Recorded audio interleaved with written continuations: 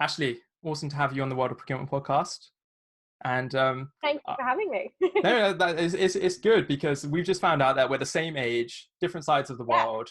And I think I just said to you, I've not spoken to anyone who is my age on this podcast. Everyone's been older. And I was just thinking a couple of people have been a couple of years older, and we can have really honest conversations. But I feel like this might be like the most honest and authentic conversation that we might have on this podcast, which is awesome.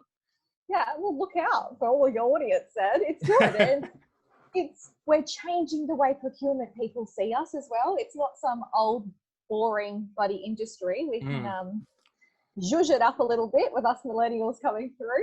Yes, and I've noticed as well, you're tattooed, I'm tattooed, and we might occasionally drop the F-bomb in this podcast, so it'll be fine. I apologise in advance.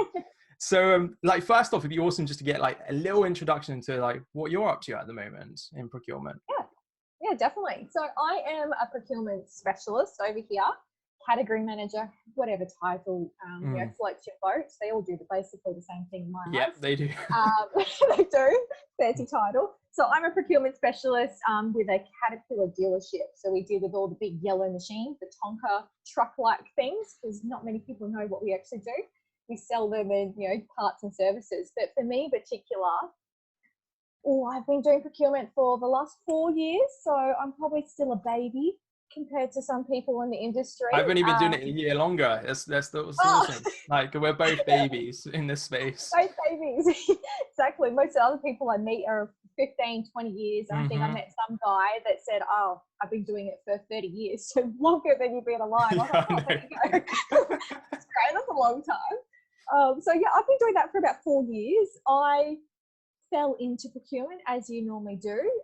It's not something that you wake up one day and go, I want to be a doctor, no, I want to be a category manager. It's something that just naturally pulls you that way. And I've loved every moment of it.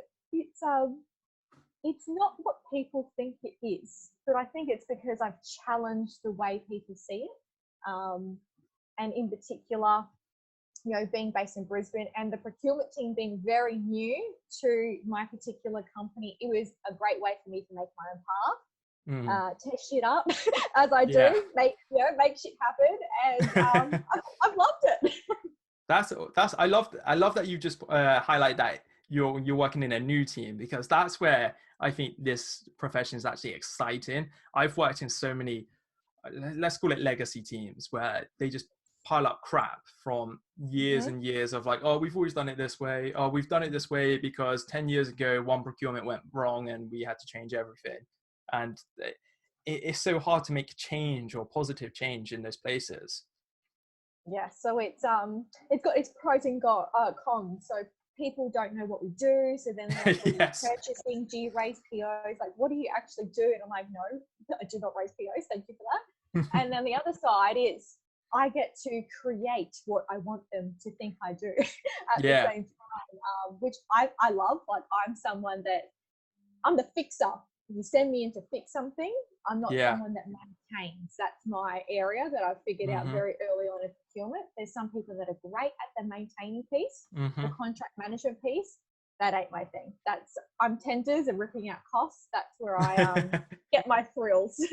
No, I love that. And actually, like, I know we were talking a little bit before, but actually that's what I've been doing over the last sort of 3 years. I've been going in to fix really problematic areas, doing new procurements, trying to just build better supply chains for them and do all sorts. But actually I'm now shifting over to purely more legal contract management element, because actually that's what I like doing, because I have a legal background. So it's interesting. Like, so we are kind of opposites in kind of what we like to do, because I like doing the RFPs and RFQs and doing that whole stuff. But like, occasionally I get to the end of it and I'm just like, I don't want to do another one for a while. It's just had enough of this. Yeah. So I'm glad for the change, but that's a really awesome background. I really love the sound of what you're doing, because I think most people in the procurement profession are aware that there's a bit of a problem in terms of how it's viewed and how it's perceived, because like you say, so many people don't know what you're doing, what you're up to, what the role is. And that makes attracting talent really difficult. Like, you just kind of touched on it. You fell into it. I kind of like made weirdly enough, I kind of made a choice to get into it slightly, but that's because I chose a role that was procurement and commercial, doing all the legals, and that's what I really like doing. But that doesn't happen with many people. Like you say, you just fall into it. Who's going to go to uni or be a kid, like a 15-year-old leaving school, who's going to be like, oh, I'm going to go and become a category manager or a procurement manager? No one. No one ever did it. Because I even remember, so I'm from like Darwin, Northern Territory in Australia, which is like the top of Australia, basically.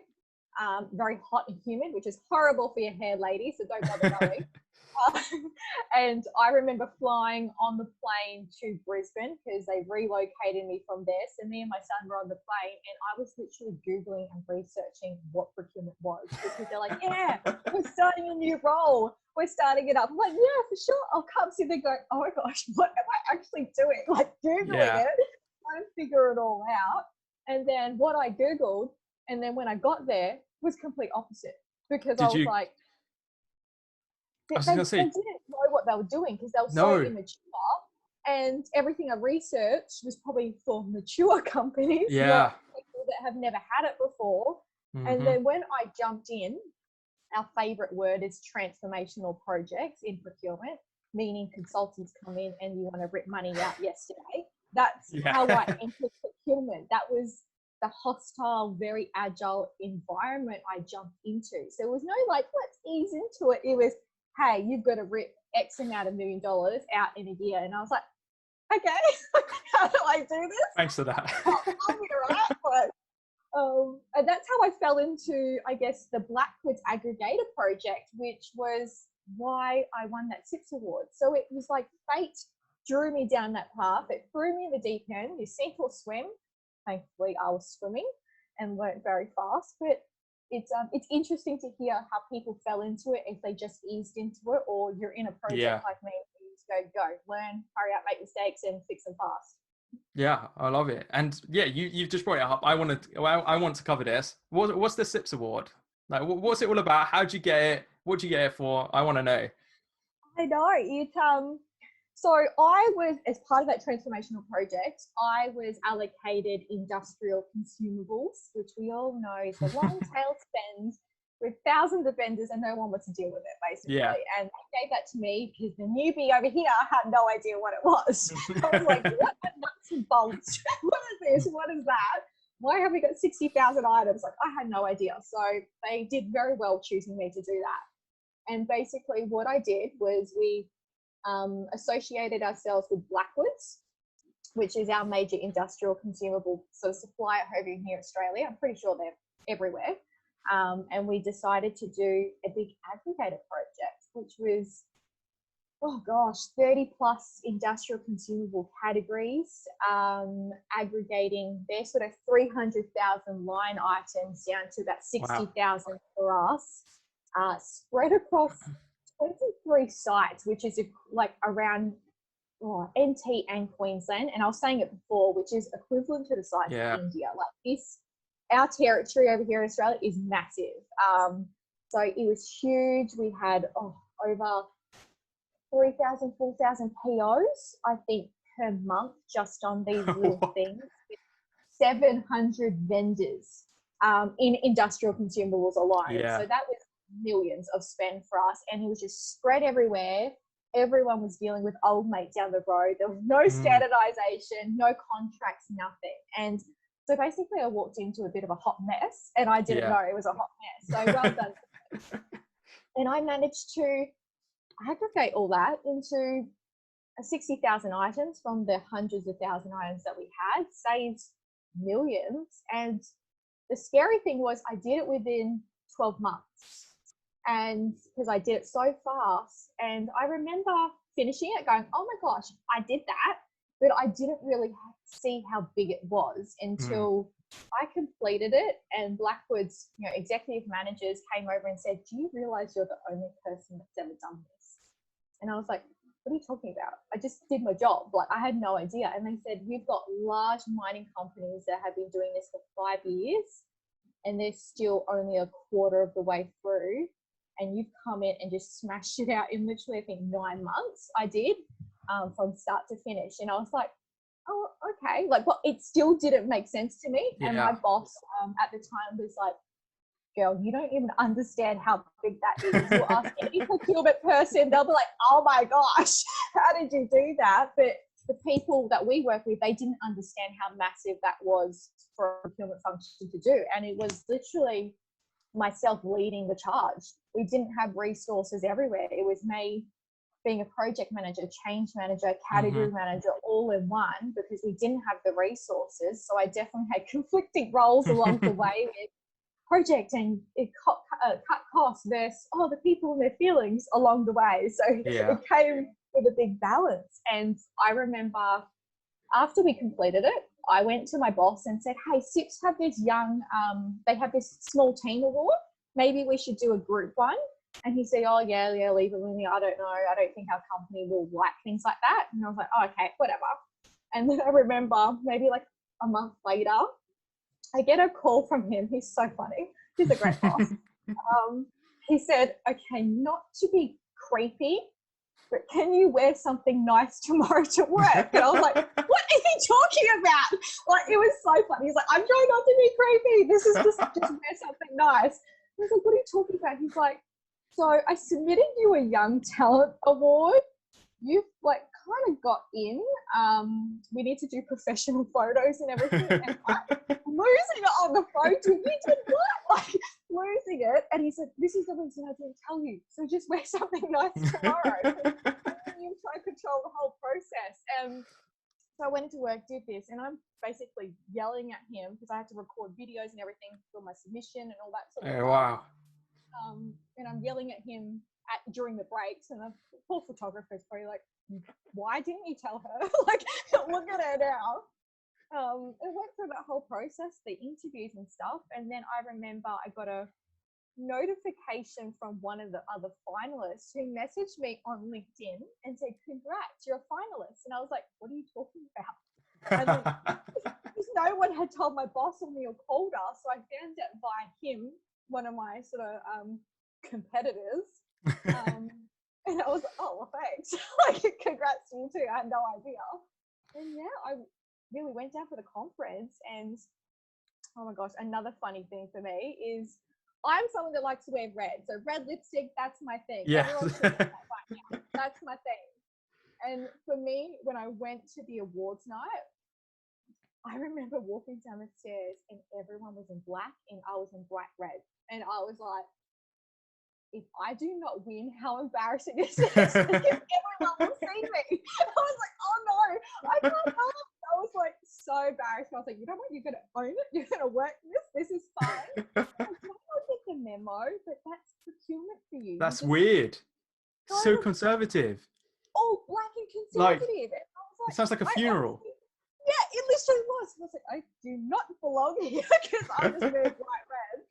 And thankfully, I did win the award, and I didn't trip up the stairs because that's what I was freaking out about. So I was like, I'm going to get so nervous and trip up the stairs, and everything went from there. It was so shocking to me, but I remember standing on the stage getting the award going, wow, I did this. And for me, and I've said it previously in podcasts and stuff, it was a domestic violence thing for me because I reclaimed my life and I did something that he said I could never do, and it was just this, I don't know, enlightening moment for me, basically. Yeah, I honestly, I'm blown away. Like, I'm blown away by what you did in a year.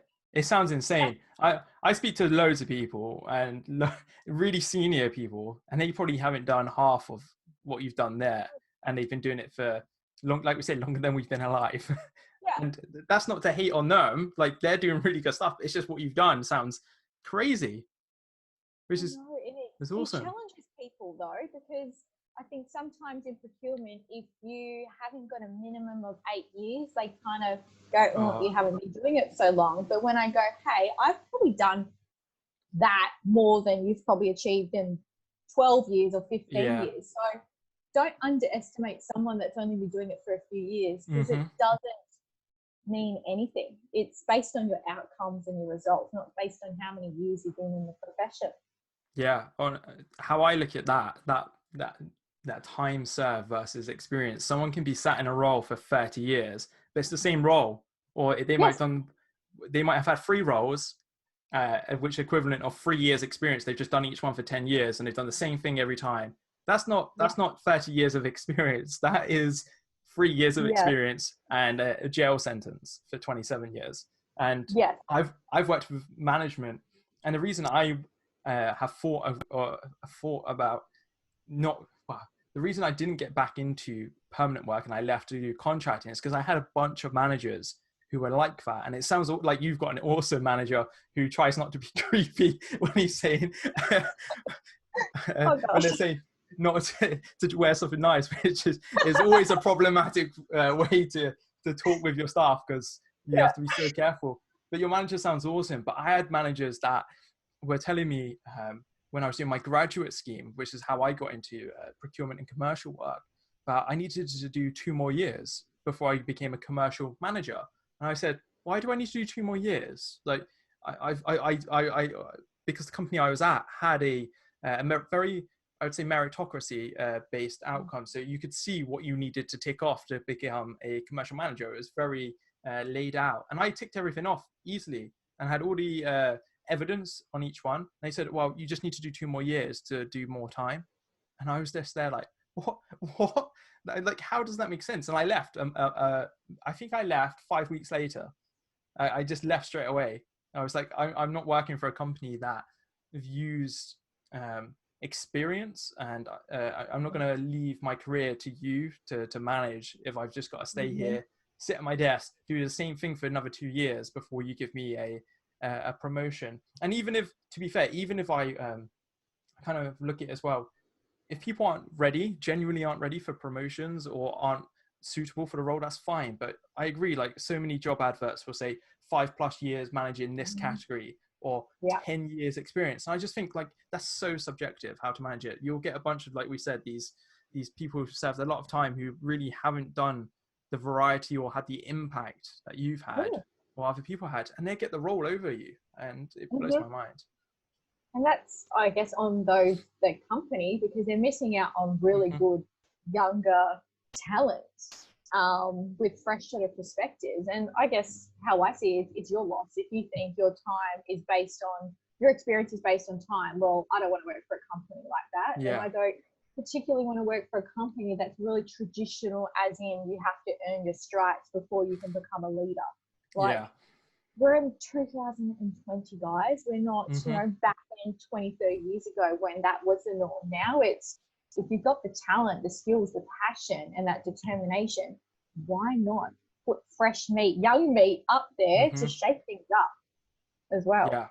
Yeah, I really love that as well, because how I look at it, and I'm probably going to get hate all the time from doing this podcast. I've started to realize every episode I record, I'm just like, oh, do I go ahead with all these things I want to say? But I'm just going to. But I've been sat next to managers. Yeah, that's it. That's good. Yeah, I sit next to people who are my superiors, or I sit next to directors of companies, and I'm watching them struggle to send an Outlook invite out. And they don't know how to read emails properly, or they don't know how to block out their calendar in certain ways. They have to get some help, or they don't know how to format a document in Word, which are the basics, right, of technology. Like, we've grown up with those over our entire lives, effectively. So it's second nature to us. And the Gen Z lot are coming up, and they know how to do way more than we know. Yeah, they know how to develop apps on their lunch break. Yeah, that's it. Most of them are just coding and doing all sorts of stuff just in their spare time, or making TikTok videos that go crazy viral and just hack attention. And I look at these leaders, or so-called leaders in businesses. I think if you can't work the basic technology, how are you going to transform? Like, we've spoken about transformation in procurement. How are you going to transform the profession, your function, to do something that's actually going to work long term and not be very manual orientated, pushing out POs manually, doing a lot of the stuff that is boring, and actually is why we can't get good people in the profession. It's about survival as well. Like, look in 10 years' time, where's procurement going to be? We're not going to be doing it how it is today. If people think that you typing a little PR is how it's going to be, we're going to have like auto robots doing that for us. Yeah. You know, less resources, but the right resources sort of doing it and doing the people side of things. And it's terrifying that some people don't know how to do the basics, but they expect this from you when they're where they're sitting here. And it's I always say it's like a both sides. Like, I will always respect you as a leader for being where you are. Good on you, but I would want that in return. And sometimes that's where it lacks, because as we go back to, they think time and your age and everything is what experience is, and that you don't deserve to be in those kind of positions. But I challenge that. I think if we've got the potential, we can do that, and you can run circles around them. But it's a definite cultural shift over the next sort of 5 to 10 years, which will be very interesting to see how it all goes. I think you made such a good point there. You said that we will have less resources, but the right resources, and that'll be, and I get what you're saying, that we have technology all around us to help us do all of these roles. So this, if you're a procurement person now, and maybe I say if you're between 20 and probably like 50, 20 and 45, maybe, like I'm trying to think of like retirement ages for a lot of people, 55 to 65, depending on where you are in the world. That's like 25 years worth of people there. They're all going to be competing for those roles in 5-10 years as the profession. And this will probably happen everywhere. Every market is probably going to shrink. New jobs will be created that we don't even know about right now. But the jobs like this that we do know about, they're going to be so made up of all these amazing technologies, which, like you spoke about auto PO. Like, I literally worked somewhere where I'm trying to think of the number, and it's like 4 years ago now, but I think it was like 2,000 POs a week were auto generated. And there was just light touch governance that I did on some of them. And like that was in the old industry that somehow just had some very good influence to boost it. So I know the technology's moved so much further along now, and I've seen some of it, I've played around with some of it. Like this space is going to be so competitive, and I think if you're so stuck in your way, if you can't master basic technologies, you're screwed. You have to adapt to change, and change is coming. But people that lack it, like look at COVID. So over here in Australia, banks, face-to-face customer service things have actually shut down now because they've realised we don't need that. Who needs a bank in person? People do online banking kind of thing. So it's them realising, oh wait, we don't need it, and soon enough it'll be retail stores, like shopping online.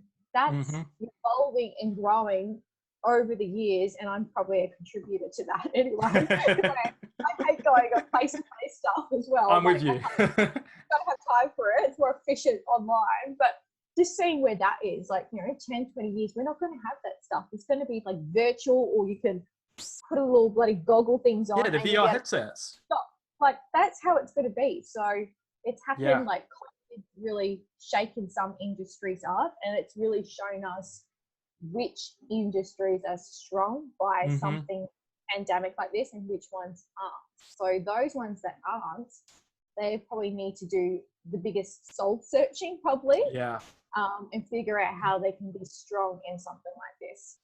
Yeah, I'm trying to think of anything to disagree. Not that I try to find anything to disagree with my guests, but I can't. And that's a good thing, because these are the beliefs I have. Like, I was just thinking then, like, we're decorating my house at the moment, and like we've been like getting our phones out and using the VR or AR apps to color the walls in on all the different paint apps, so that we can see, rather than doing all these testers, we can just see what the walls are like. And I don't know how much money I've just spent on Amazon this week getting decorating supplies.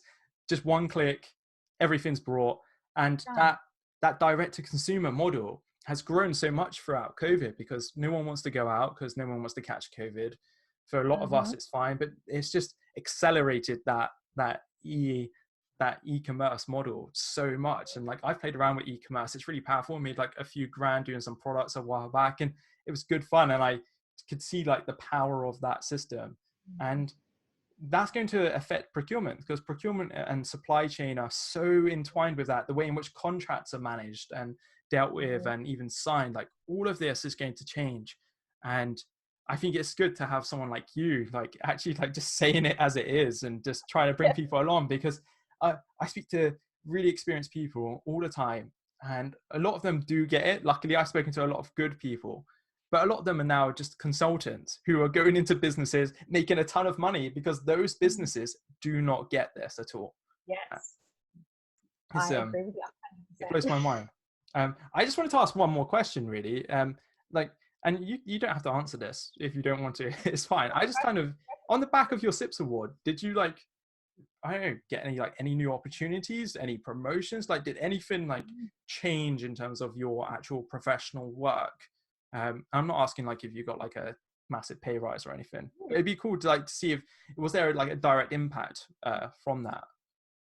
Definitely. I think it's number one for the business. It's made them realize, wow, this is our procurement team actually does some really good stuff. They're like, good.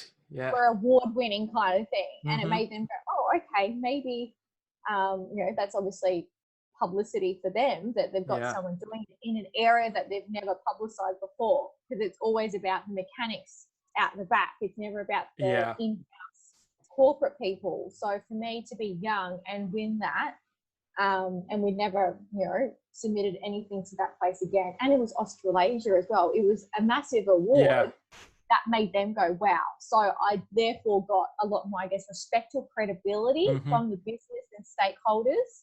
But then you definitely get the haters as well, like, you only got it because you're young and pretty. Like, you get those as well. And I was like, oh, yeah, so my nice hair got me, I achieved all that because of my hair. Okay, cool. Yeah, all that hard work was done via looks and wearing red. Yeah, exactly. So you get some of those, but I just use it as fire in my belly to go, yes, okay, that's it. Better at night, that's fine, that's on you. But also it enabled me to join the CIPS committee as well, because I was someone, and I said this when I joined the committee, I'm a millennial. We connect online. I am not used to this face-to-face stuff. Like, yes, room with 30, 40 people that aren't probably overly welcoming, because as you know, they're very serious sometimes and they all have their little niches and stuff. So for me to come in loud, extroverted, like, oh, hi guys, I'm here, it was probably like, what the hell is she doing here? What did we let ourselves into? Yeah, exactly. But I said, you need to shake things up. We can't keep doing things the way they are. So I guess that was an opportunity for me to help them with that. And I've actually started some podcast interviews for them, because they've never even thought about podcasts and audios and that webinar. Yeah. It's always been face-to-face, which face-to-face is great, but sometimes people don't want to go see people. It's hard work. And that sounds really lazy of me to say things like that. But actually I think you can reach far more people like this. Like, I mean, I'm just thinking about, events that I attend online. They get hundreds of people. And especially right now, it's hard to get even 10 people in a room together. Yeah, exactly. It's unreal. It's been a good opportunity, that perspective, to put some sort of fresh blood into it. And they all joked around saying I've brought their age average down a bit. And I was like, okay, guys, thanks for that. But hopefully it is a selling point for younger procurement people as well. Yeah. To go, okay, she won this award, now she's in that sort of profession, and I go through that. And I've had heaps of younger people approach me about it now, to go, how do I get into it? What are your, suggestions, recommendations to get myself up to speed, so I'm not sort of undermined or sort of pushed aside. So I've helped people from that part of thing, but definitely I had job opportunities thrown at me left, right and center. It was a bit overwhelming.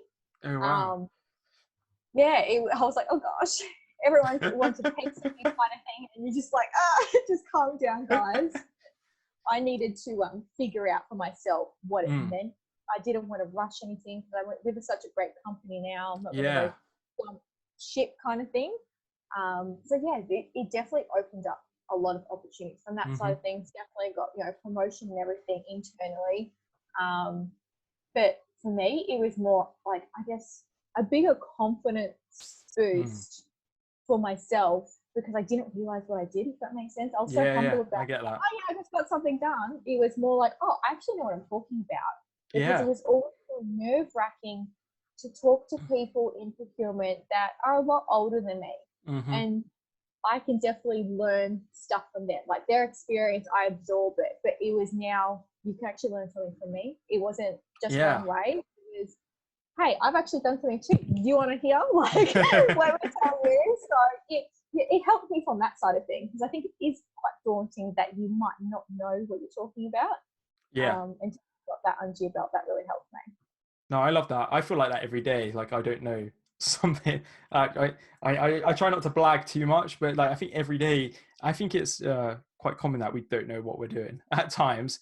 But I think our age group is very good at finding solutions very quickly to problems, because that's kind of how we've grown up. We use technology. We think differently about things. So I think that's great that all of you've got everything you've said today. Honestly, it's been a pleasure talking to you, because it's refreshing, which is so nice. Like, I don't get to have too many conversations with people my age in procurement, and like sadly, a lot of the people who have been my age, like who I've worked with, they kind of, I feel like they've brought into the old way of doing things too much. Like they've kind of come in, they've been told like, this is how it works, this is what we do, and I'm there like, no, but it doesn't need to work like this. And straight away that alienates them from me, not like in a horrible way. It's just that I can't have a conversation with them because they're not thinking how I kind of expected them to think. They're thinking of like how everyone else thinks. And I think that's something that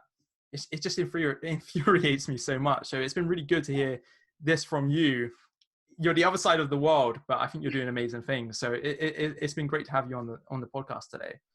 Well, thank you. Like I said before we actually started recording, it's rare for me to connect with someone my age that just gets my level of thinking, especially in this profession, as it's quite traditional. Yeah. And we need to shake things up. And I guess advice for people that are under 30, they're starting and they're getting their teeth into it, don't play it safe. Yeah. Like, if that's one thing I learned from, that Blackwoods project, the award, I did not play it safe at all. Did I do it all by myself? No, because I had a really good leader that was, number one, believed in what I could do, even though I had no idea really what I was doing. That's great. So he was like, I'm backing you, girl, I've got you. But he also pushed away all the bullshit out of my way. Like, if you're going to create noise, out of the way, get out of the way, get out of the way kind of thing. So it really helped me. So don't play it safe. Do put your hand up when they go, oh, who wants this big industrial consumable thing? Take everything you can. Do it all. Yeah, I'll I'm with you. Yeah, do it. And get a good mentor as well that's going to believe in your sort of potential as well. I think that's great. I've learned so much from Tom in particular, but he's learned a lot from me as well. I can imagine. Definitely, yeah. He's like, because he's sort of in between our ages. He's like 36 kind of thing. Yeah. So he's in between to go. He's an old millennial, really, isn't he? He's like the earlier millennial bracket. I say that. I say you're stuck in between traditional versus the new modern. Yeah. Through, but he gets why we should do it our way now. And it was refreshing for him to help push those processes or changes or cultures and mindsets out of the business. So don't play it safe, guys. Put your hand up. I think that's the best advice going. But yeah, honestly, Ashleigh, it's been an absolute pleasure talking to you today. Thank you so much. I loved it.